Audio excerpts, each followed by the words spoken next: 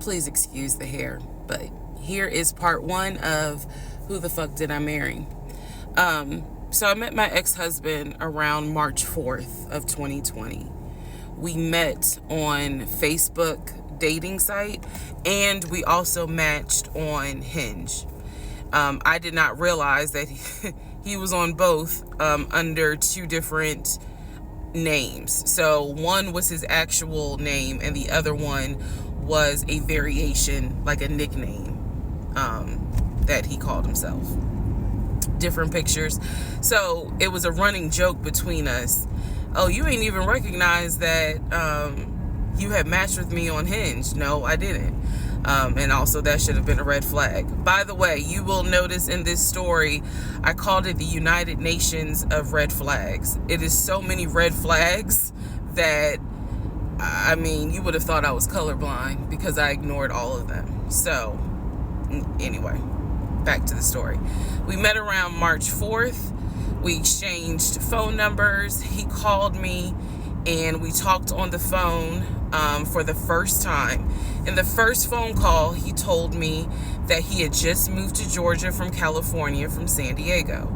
His job had transferred him because he was being transferred in as the new regional manager for a major condiment company that is based here in Georgia. I'm not going to say the name. And so we also talked about his childhood. He told me he grew up in Philly. He's from Philly. Both of his parents were deceased. This is the first phone call. Both of his parents were deceased. His father was a Philadelphia police officer. His mom was a teacher. He also told me he briefly lived in Augusta with his family. He had 2 brothers and 2 sisters. He also had 2 half-brothers on his dad's side. First phone call. So I'm just giving you guys the backstory. This was the first phone call we had. So we talked about family. We talked about friends. We talked about our jobs. At the time, I was working at Georgia State Patrol. And he knew this, and he just thought that was like, wow, so you work with troopers all day. Yes, I did. Also in that phone call, he explained to me that he used to play football. He explained that he used to play arena football. I know nothing about arena football. I know about NFL. I know about college. Go Dogs. But I don't know anything about arena football. So he explained to me that he used to play arena football. He used to work at Apple in the off season of arena football. And I remember thinking on that phone call, oh, okay, good for you. I don't know anything about arena football. And I believe I did tell him that. I don't know anything about arena football. That'll come into play later on. So he told me, I just moved here. My job is paying for my housing and they're helping me to look for a house.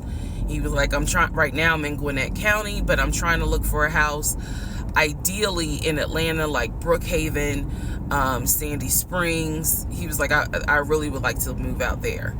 And so I thought, that's great. You're looking to get a house. You just moved here. He was like, I don't really know too many people here because I spend all my time at work and, this job is really demanding.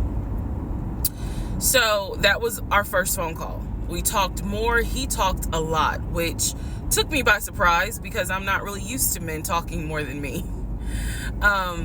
He eventually asked me out on a date. Our first date was set for Saturday, March 7th, 2020. He asked me what was my favorite restaurant. I said Cheesecake Factory. And so we agreed to go out at the Cheesecake Factory in a location that was in between. I lived in Clayton County at the time. He lived in Gwinnett County. I realized that if you don't know anything about Metro Atlanta, that makes no sense. But basically, we lived about 45 minutes apart. So we agreed to meet at the Cheesecake Factory over at Perimeter Mall, which is in an area, Sandy Springs, Dunwoody area. I was excited. Like, I called my friends and was like, I got a date, blah, blah, blah. We'll see how it goes. First conversation was good. Hopefully he looks like his pictures, because, that's always an issue with online dating. Hopefully he looks like his pictures.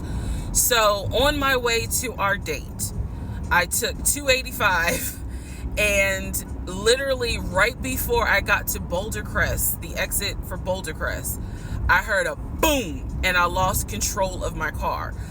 Thank God that not thank God, but I knew what to do. So I did not crash, but my tire blew out.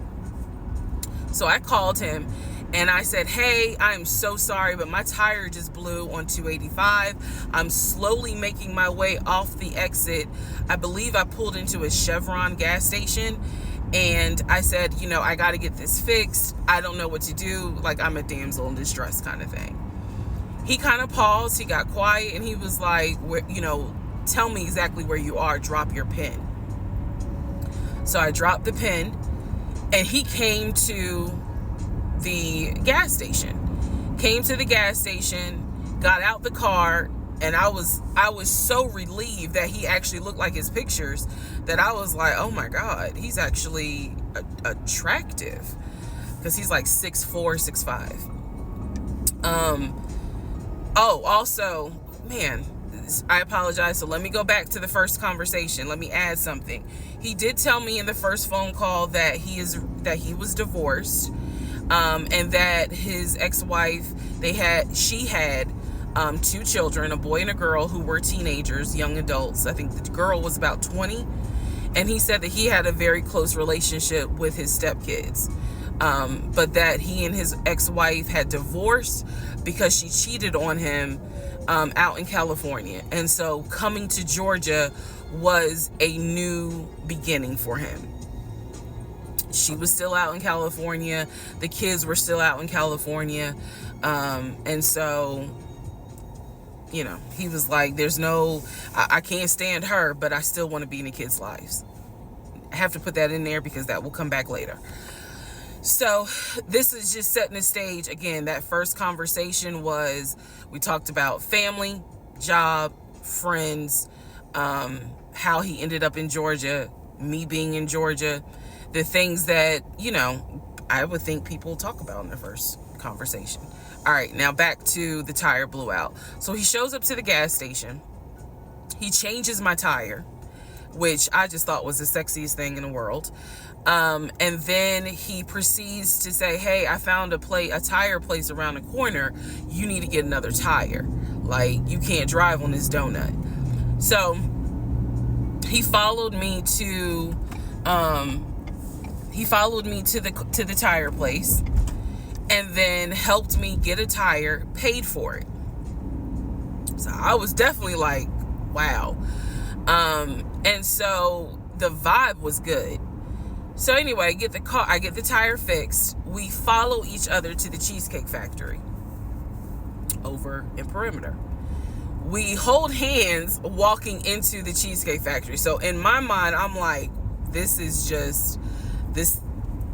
Oh my God, I had butterflies. That's the look of a woman who had butterflies.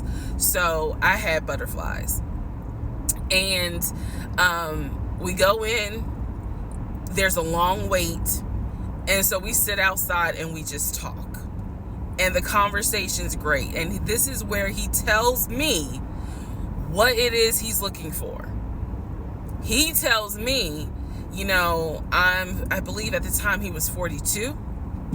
He was like, I want to get married and it be for real. He's like, my parents were married 40 plus years before my mom passed away. And I want that. I want marriage, family, a house. Like, that is what I want. He was like, I'm as a man, I'm ready to get married, but I want it to be for real, because the first time, it really hurt me when she cheated on me. So he's telling me everything that I wanted to hear. And so he was like, what is it that you want? And I said pretty much the same thing. I was like, I'm ready to get married. Definitely want to have a family. And I want to marry my best friend. So we both put on the table that we wanted marriage. And this is the end of part one.